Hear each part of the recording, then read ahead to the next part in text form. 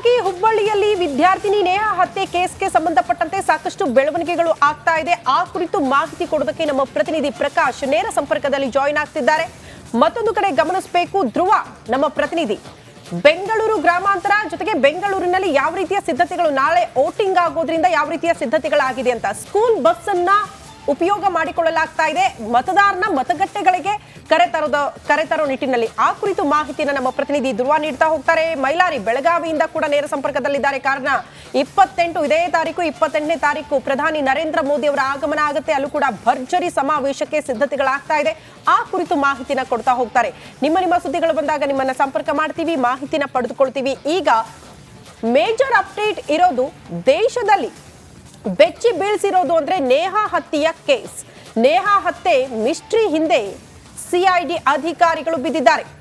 ಯಾವ ರೀತಿ ಸ್ಕೆಚ್ ರೂಪಿಸಲಾಗಿತ್ತು, ಪ್ರಮುಖ ಕಾರಣ ಏನಾಯ್ತು ಕೊಲೆ ಮಾಡೋದಕ್ಕೆ, ಎಲ್ಲದರ ಬಗ್ಗೆ ಕೂಡ ಇಂಚಿಂಚು ಮಾಹಿತಿನ ಕೂಡ ಸಿಐಡಿ ಅಧಿಕಾರಿಗಳು ಕಲೆ ಹಾಕ್ತಿದ್ದಾರೆ. ಬರೀ ರಾಜ್ಯ ಅಲ್ಲ, ಇಡೀ ದೇಶದಲ್ಲಿ ಸದ್ದು ಮಾಡಿರುವಂತಹ ಪ್ರಕರಣ ಇದು. ಕಾಲೇಜ್ ಕ್ಯಾಂಪಸ್ ನಲ್ಲೇ ವಿದ್ಯಾರ್ಥಿನಿಯನ್ನ ಕೊಚ್ಚಿಗೆ ಕೊಂದಿರುವಂತಹ ಪ್ರಕರಣ. ಫಯಾಜ್ನನ್ನ ಸದ್ಯ ಕಸ್ಟಡಿಗೆ ಪಡೆದುಕೊಂಡಿದ್ದಾರೆ ಸಿಐಡಿ ಅಧಿಕಾರಿಗಳು. ಹಾಗಾಗಿ ನಿನ್ನೆ ರಹಸ್ಯ ಸ್ಥಳದಲ್ಲಿ ಆತನ ವಿಚಾರಣೆ ಕೂಡ ಆಗಿದೆ. ಬಿವಿಬಿ ಕಾಲೇಜ್ಗೂ ಕೂಡ ಕರೆತರಲಾಯಿತು. ಕಾರಣ ಅಲ್ಲೇ ಕೊಲೆ ಆಗಿತ್ತಲ್ಲ, ಸ್ಥಳ ಮಹಜರನ್ನ ಕೂಡ ಮಾಡಿದ್ರು. ಈಗ ಕೊಲೆಗೆ ನಿಖರ ಕಾರಣ ಏನು, ಯಾವ ರೀತಿ ಸ್ಕೆಚ್ ರೂಪಿಸಲಾಗಿತ್ತು, ಅಂತಹ ದ್ವೇಷ ಏನಿತ್ತು, ಎಲ್ಲದರ ಬಗ್ಗೆ ಕೂಡ ಮಾಹಿತಿ ಕಲೆ ಹಾಕಿದ್ದಾರೆ ಸಿಐಡಿ ಅಧಿಕಾರಿಗಳು.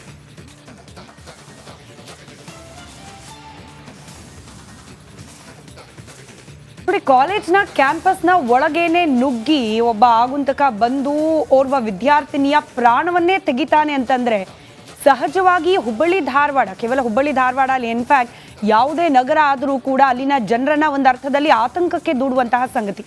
ಈ ಘಟನೆ ಆದ ನಂತರದಲ್ಲಿ ಇಡೀ ಹುಬ್ಬಳ್ಳಿ ಧಾರವಾಡ ವ್ಯಾಪ್ತಿಯಲ್ಲಿ ಕಾಲೇಜ್ಗೆ ಹೋಗ್ಲಿಕ್ಕೂ ಕೂಡ ಹೆಣ್ಮಕ್ಳು ಹೆದರ್ತಿದ್ದಾರೆ ಅಂತ ಹೇಳಿ ವಿದ್ಯಾರ್ಥಿ ಸಂಘಟನೆಗಳು ಪ್ರತಿಭಟನೆಯನ್ನ ಮಾಡ್ತಾ ಇದೆ.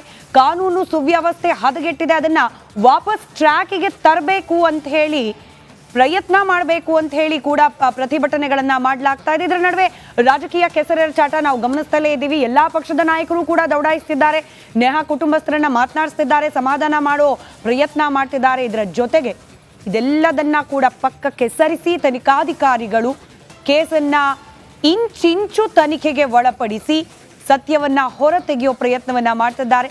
ಓವರ್ ಆಲ್ ಏನೆಲ್ಲ ಆಗ್ತಾ ಇದೆ ನೇಹಾ ಹತ್ಯೆ ಪ್ರಕರಣದಲ್ಲಿ ಆ ಕುರಿತಾದ ಒಂದು ವರದಿ ಇದೆ, ಗಮನಿಸಿ.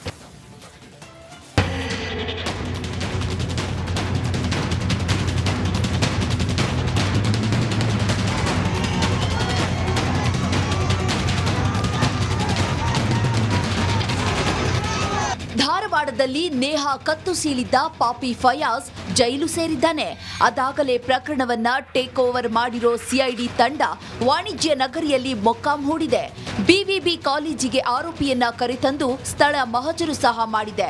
ಈ ನಡುವೆ ಖಾಕಿ ಬಂಧನದಲ್ಲಿರೋ ಫಯಾಜ್ ಕೊಲೆ ಹಿಂದಿನ ಕಸರತ್ತಿನ ಬಗ್ಗೆ ಬಾಯ್ಬಿಟ್ಟಿದ್ದಾನೆ.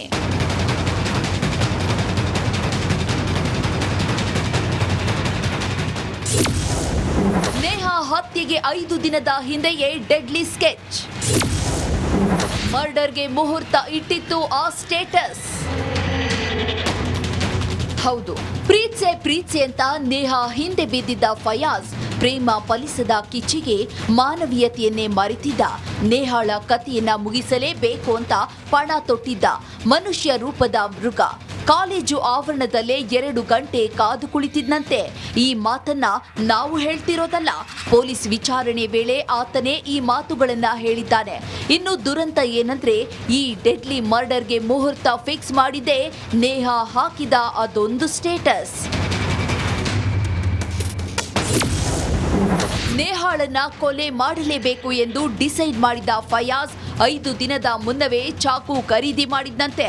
ಬ್ಯಾಗ್ನಲ್ಲಿ ಚಾಕು ಇಟ್ಕೊಂಡು ಬಿವಿಬಿ ಕಾಲೇಜ್ನ ಕ್ಯಾಂಪಸ್ನಲ್ಲೇ ನೇಹಾಗಾಗಿ ಹುಡುಕಾಟ ಮಾಡಿದ್ದ. ಕೊಲೆ ನಡೆದ ದಿನ ಎಕ್ಸಾಮ್ ಬರೆಯಲು ಬಂದಿದ್ದ ನೇಹಾ ಹಿರೇಮಠ ನಾನು ಎಕ್ಸಾಮ್ ಬರೆಯಲು ಹೋಗ್ತಿದ್ದೇನೆ ಎಂದು ವಾಟ್ಸ್ಆಪ್ನಲ್ಲಿ ಸ್ಟೇಟಸ್ ಹಾಕಿದ್ಲು. ಮೊಬೈಲ್ನಲ್ಲಿ ನೇಹಾ ಸ್ಟೇಟಸ್ ನೋಡಿದ ಫಯಾಜ್ ಮುನವಳ್ಳಿಯಿಂದ ಧಾರವಾಡಕ್ಕೆ ಗೆಳೆಯರ ಬೈಕ್ನಲ್ಲಿ ಬಂದಿದ್ದ. ನೇರವಾಗಿ ಕಾಲೇಜಿನ ಕ್ಯಾಂಪಸ್ಗೆ ನುಗ್ಗಿ ಕೊಲೆ ಮಾಡಿದ್ದ.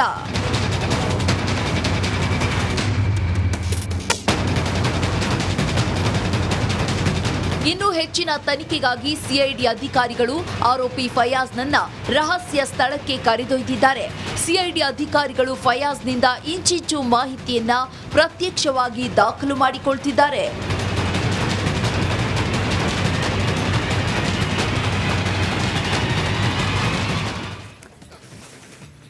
ರೈಟ್, ಒಂದ್ ಕಡೆ ತನಿಖೆ ನಡೀತಾ ಇದ್ರೆ ಇವತ್ತು ಕೂಡ ರಾಜಕೀಯ ನಾಯಕರ ವಿಸಿಟ್ ನೇಹಾ ಮನೆಗೆ ಮುಂದುವರಿಯುತ್ತೆ. ಇದರ ಮತ್ತಷ್ಟು ಡೀಟೇಲ್ಸ್ನೊಂದಿಗೆ ನಮ್ಮ ಹುಬ್ಬಳ್ಳಿ ಪ್ರತಿನಿಧಿ ಪ್ರಕಾಶ್ ನೇರ ಸಂಪರ್ಕದಲ್ಲಿದ್ದಾರೆ. ಪ್ರಕಾಶ್, ಒಂದ್ ಕಡೆ ಸ್ಟೇಟಸ್ನಿಂದ ಹಂತಕನಿಗೆ ಮಾಹಿತಿ ಸಿಕ್ತು ನೇಹಾ ಬಗ್ಗೆ ಅನ್ನೋದು ತನಿಖೆ ಸಂದರ್ಭದಲ್ಲಿ ಬೆಳಕಿಗೆ ಬಂದಿರೋದು.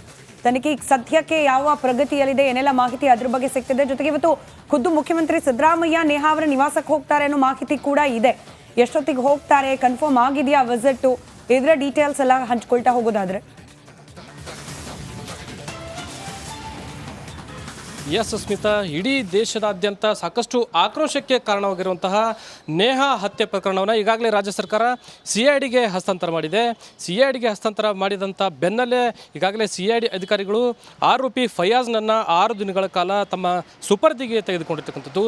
ಇನ್ನು ನಿನ್ನೆಯಷ್ಟೇ ಏನು ಫಯಾಜ್ನನ್ನು ಸುಪರ್ದಿಗೆ ತೆಗೆದುಕೊಂಡಿರೋಂಥ ಬೆನ್ನಲ್ಲೇ ಕೊಲೆ ನಡೆದಂಥ ಕ್ರೈಮ್ ಸ್ಪಾಟ್ಗೆ ಫಯಾಜ್ನನ್ನು ಕರೆದುಕೊಂಡು ಸಿಐಡಿ ಅಧಿಕಾರಿಗಳು ಅಂದರೆ BUB ಕಾಲೇಜ್ಗೆ ಏನು ಕರೆದುಕೊಂಡು ಬಂದಿದ್ದರು. ಅಲ್ಲಿ ಕೆಲವೊಂದಿಷ್ಟು ಕಾಲ ಅಂದರೆ 3-4 ಗಂಟೆಗಳ ಕಾಲ ಮಹಜರನ್ನು ಮಾಡುವ ಮೂಲಕ ಕ್ರೈಮ್ಗೆ ಅಂದರೆ ಈ ಒಂದು ಹತ್ಯೆಯನ್ನು ಮಾಡುವಂಥ ಹಿನ್ನೆಲೆಯಲ್ಲಿ ಫಯಾಜ್ ಯಾವೆಲ್ಲ ರೀತಿ ತಯಾರಿಯನ್ನು ಮಾಡ್ಕೊಂಡಿದ್ದ, ಯಾವೆಲ್ಲ ಮಾಸ್ಟರ್ ಪ್ಲಾನನ್ನು ಮಾಡ್ಕೊಂಡಿದ್ದ ಅಂತಕ್ಕಂಥದ್ರ ಕುರಿತು ಸಾಕಷ್ಟು ಮಹಜರನ್ನು ಮಾಡುವ ಮೂಲಕ ಅವನಿಂದ ಸಾಕಷ್ಟು ಮಾಹಿತಿಗಳನ್ನು ಪಡೆದುಕೊಂಡಿರ್ತಕ್ಕಂಥದ್ದು. ಪ್ರತಿಯೊಂದು ಹಂತದಲ್ಲೂ ಫಯಾಜ್ ತಾನು ಯಾವ ರೀತಿ ಈ ಕೊಲೆಗೆ ಸ್ಕೆಚನ್ನು ಹಾಕಿದ್ದ, ಯಾವ ರೀತಿ ತಯಾರಿಯನ್ನು ಮಾಡಿಕೊಂಡಿದ್ದ ಅಂತಕ್ಕಂಥದ್ರ ಬಗ್ಗೆ ಸಿಐಡಿ ಅಧಿಕಾರಿಗಳ ತನಿಖೆ ವೇಳೆ ಬಾಯಿ ಬಿಡ್ತಾ ಇರತಕ್ಕಂಥದ್ದು. ಈ ಹಿನ್ನೆಲೆಯಲ್ಲಿ ನಿನ್ನೆಯಿಂದ ಸಾಕಷ್ಟು ಸಿಐಡಿ ಅಧಿಕಾರಿಗಳ ತಂಡ ಫಯಾಜ್ನನ್ನು ವಿವಿಧ ಆಯಾಮಗಳಲ್ಲಿ ತನಿಖೆಯನ್ನು ಮಾಡೋದ್ರ ಜೊತೆಗೆ ಕೊಲೆಯ ಹಿಂದಿನ ರಹಸ್ಯವನ್ನು ತಿಳಿದುಕೊಳ್ಳುವಂಥ ಒಂದು ಪ್ರಯತ್ನಕ್ಕೆ ಮುಂದಾಗಿದ್ದಾರೆ. ಜೊತೆಗೆ ತಾವು ಈಗಾಗಲೇ ಗಮನಿಸಿರ್ಬೋದು, ಈ ಒಂದು ಹತ್ಯೆ ಪ್ರಕರಣಕ್ಕೆ ಸಾಕಷ್ಟು ರಾಜ್ಯದಾದ್ಯಂತ ಅಷ್ಟೇ ಅಲ್ಲದೆ ಇಡೀ ದೇಶದಾದ್ಯಂತ ಸಾಕಷ್ಟು ಆಕ್ರೋಶ ಮನೆ ಮಾಡಿತ್ತು. ವಿದ್ಯಾರ್ಥಿ ಸಂಘಟನೆಗಳಿರ್ಬೋದು, ಹಿಂದೂಪರ ಸಂಘಟನೆಗಳಿರ್ಬೋದು, ಸಾಕಷ್ಟು ಜನ ಒಂದು ಆಕ್ರೋಶವಾದಂಥ ಪ್ರತಿಭಟನೆ ಮಾಡುವ ಮೂಲಕ ಉಗ್ರವಾದಂಥ ಹೋರಾಟವನ್ನು ಕೂಡ ಮಾಡಿರುವಂಥದ್ದು. ಇದರ ಜೊತೆಗೆ ಸಾಕಷ್ಟು ಒಂದು ರಾಜಕೀಯ ಕೆಸರೆರ ಚಾಟ ಕೂಡ ಈ ಒಂದು ಪ್ರಕರಣದಲ್ಲಿ ಏನು ಉಂಟಾಗ್ತಾ ಇರ್ತಕ್ಕಂಥದ್ದು. ಈಗಾಗಲೇ BJPಯ ಕೆಲವೊಂದಿಷ್ಟು ನಾಯಕರುಗಳು, ರಾಷ್ಟ್ರೀಯ ನಾಯಕರುಗಳು ಸಹಿತ ನೇಹಾ ಮನೆಗೆ ಆಗಮಿಸುವ ಮೂಲಕ ಅವರ ಕುಟುಂಬಸ್ಥರಿಗೆ ಸಾಂತ್ವನವನ್ನು ಕೂಡ ಹೇಳಿದರು. ಜೊತೆಗೆ ಇವತ್ತು ಕೂಡ CM ಸಿದ್ದರಾಮಯ್ಯವರು ಹುಬ್ಬಳ್ಳಿಗೆ ಆಗಮಿಸ್ತಾ ಇರುವಂಥ ಹಿನ್ನೆಲೆಯಲ್ಲಿ 11 ಗಂಟೆ ನಂತರದಲ್ಲಿ ಹುಬ್ಬಳ್ಳಿಗೆ CM ಸಿದ್ದರಾಮಯ್ಯವರು ಆಗಮಿಸ್ತಾರೆ. ನಂತರ ನೇಹಾ ಅವರ ಮನೆಗೆ CM ಸಿದ್ದರಾಮಯ್ಯವರು ತೆರಳುವಂಥ ಸಾಧ್ಯತೆಗಳು ಇರುವಂಥದ್ದು. ಜೊತೆಗೆ ಅವರ ಕುಟುಂಬಸ್ಥರಿಗೆ ಕೆಲವೊಂದಿಷ್ಟು ಸಾಂತ್ವನವನ್ನು ಹೇಳುವ ಮೂಲಕ ಅವರಿಗೆ ಧೈರ್ಯವನ್ನು ತುಂಬುವಂಥ ಕೆಲಸವನ್ನು ಮಾಡಿದ್ದಾರೆ. ಯಾಕಂದರೆ CM ಸಿದ್ದರಾಮಯ್ಯನವರು ಆರಂಭದಲ್ಲಿ ಅಂದರೆ ಹತ್ಯೆ ನಡೆದಂಥ ದಿನ ಏನು ಕೆಲವೊಂದಿಷ್ಟು ಹೇಳಿಕೆಗಳನ್ನು ನೀಡಿದರು, ಬೇಜವಾಬ್ದಾರಿತನ ಹೇಳಿಕೆಗಳನ್ನು ನೀಡಿದರು. ಈ ಹಿನ್ನೆಲೆಯಲ್ಲಿ ಕೆಲವೊಂದಿಷ್ಟು ಪಕ್ಷಕ್ಕೆ ಡ್ಯಾಮೇಜ್ ಆಗಿರುವಂಥ ಹಿನ್ನೆಲೆಯಲ್ಲಿ ಈ ಡ್ಯಾಮೇಜ್ ಕಂಟ್ರೋಲ್ಗಾಗಿ ಸಿದ್ದರಾಮಯ್ಯನವರು ಇವತ್ತು ನೇಹಾ ಮನೆಗೆ ಆಗಮಿಸುವ ಮೂಲಕ ಕೆಲವೊಂದಿಷ್ಟು ಈ ಕುರಿತಂತೆ ಸಾಕಷ್ಟು BJP ನಾಯಕರು ಒಂದು ಟೀಕೆಯನ್ನು ಮಾಡಿದರು.